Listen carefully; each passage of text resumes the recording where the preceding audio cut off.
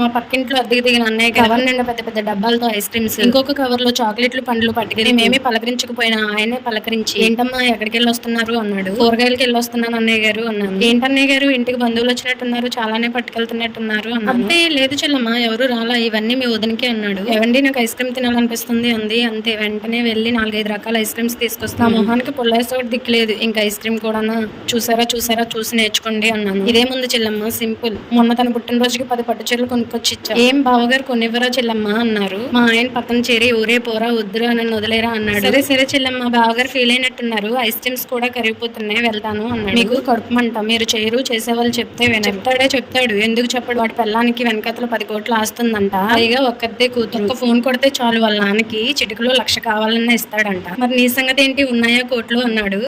సర్లేండి, వీధులు పోయే వాళ్ళు 100 అంటారు, అన్ని పట్టించుకుంటామా ఏంటి అన్నాను. వీడియో నచ్చితే లైక్ చేసి సబ్స్క్రైబ్ చేసుకోండి.